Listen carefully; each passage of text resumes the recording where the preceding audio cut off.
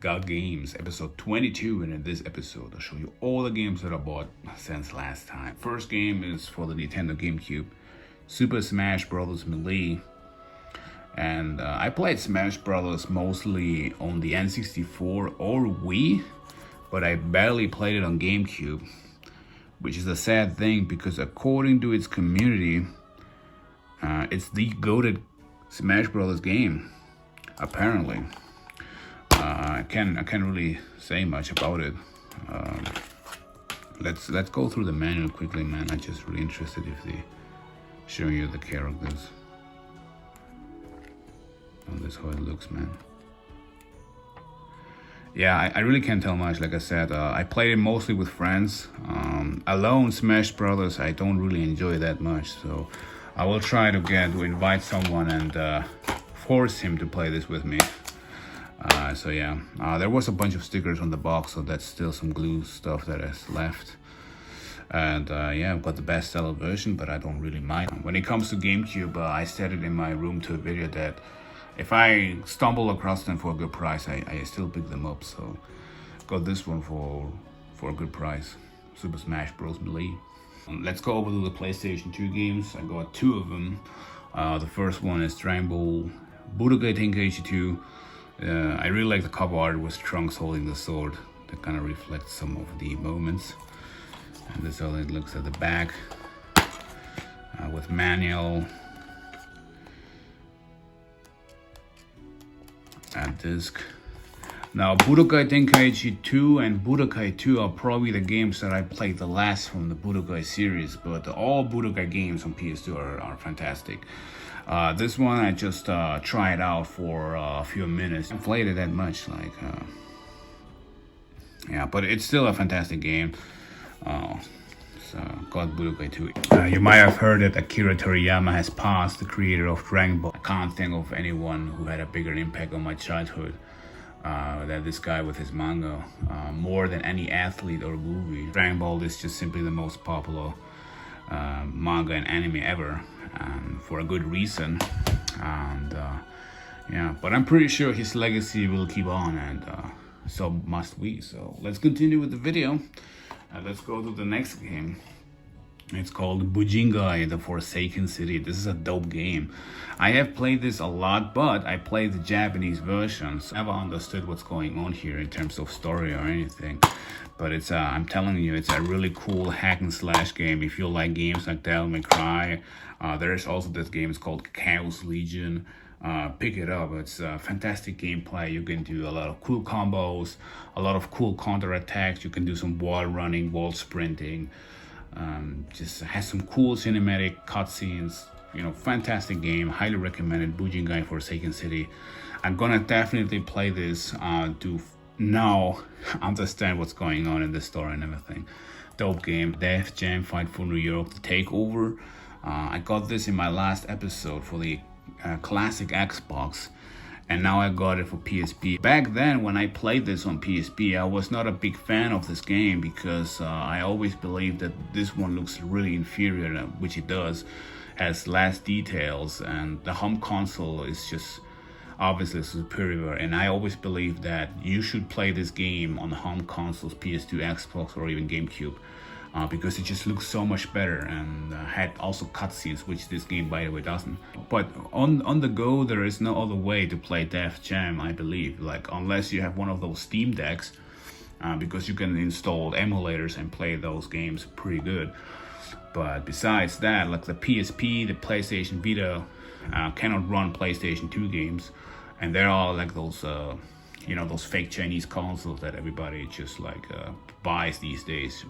But the PS2 games, they run horrible on those. So I think this is the only, you know, legit alternative to play a Def Jam on the go, and that's why I grabbed it. Spec Ops The Line. This is a fantastic third-person shooter game. I have this game installed on my hard drive, but I also wanted to grab this physically. I just waited so long because like this game usually is dirt cheap everywhere, but now This game has been removed from the digital market, and now it has like it spiked a little. It costs like now 30 to 40 bucks on eBay, and it surely has some value. And I believe that it will rise a little here and there because, like I said, it's a fantastic game, and most people really want to have this in their collection. What really makes this game so special is the story has like a morale system, but it doesn't really tell you that. It's just like you make a decision, and the game doesn't tell you, hey, you have made a good or a bad decision. It's just the outcome. You see that at the end. A great game,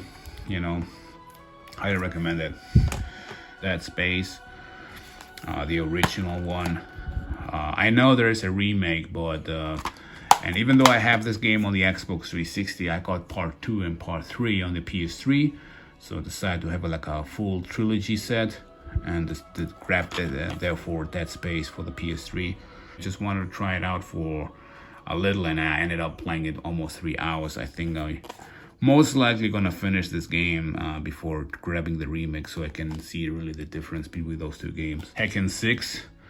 I got all the Tekken games for PS3 so far. Tekken Hybrid, Cross Street Fighter, Tag Tournament 2, and now I got Tekken 6.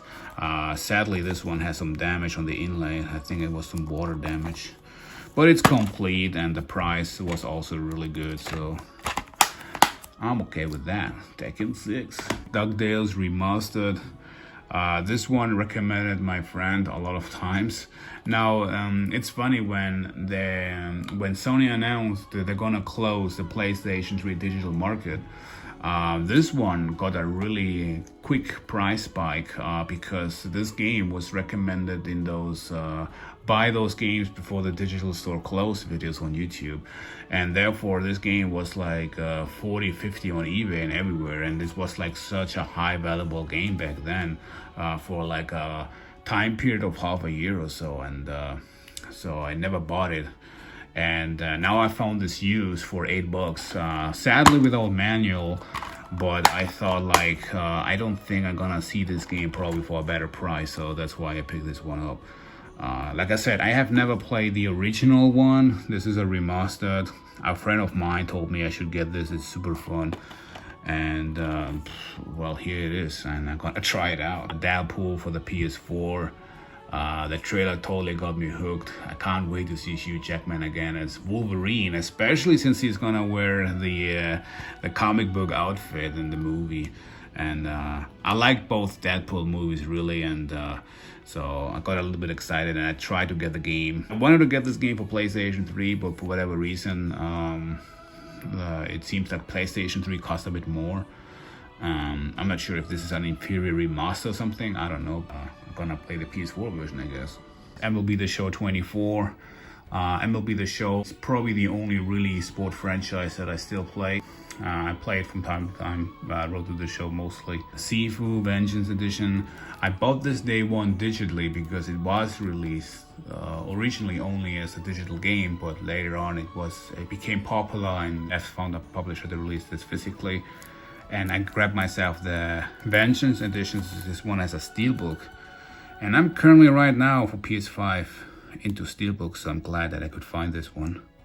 Comes also with a art book and some cards and a soundtrack.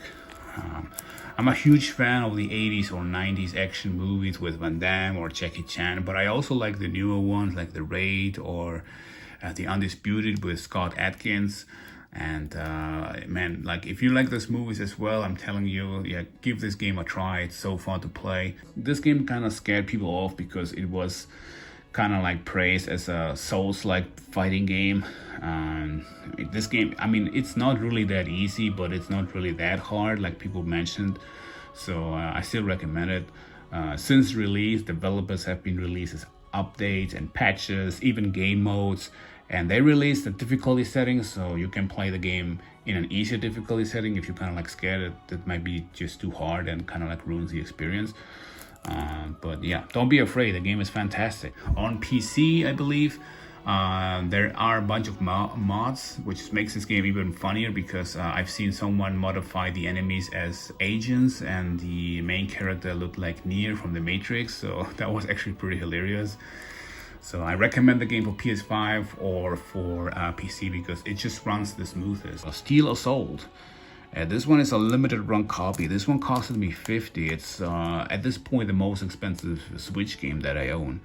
And that's kind of like the downside of collecting Switch games. I try to add variety of games, but like I can't find any really cheap deals. I mean, you can find those shovelware games or code in the boxes games, but you know, the good stuff is just like, it doesn't really go that much down below retail price. You know, even used, it's just like crazy how expensive those games are. This is, you know, it mentions here really like a 2D platformer shooter game. I saw gameplay footage and it convinced me to try it out, and I grabbed the limited run copy for the Switch. I really like the cover art. So those are my pickups for this month. Let me know in the comment section what you think, and make sure to like and subscribe for more collection of the videos. Thank you and bye. Ain't no ball like a basketball.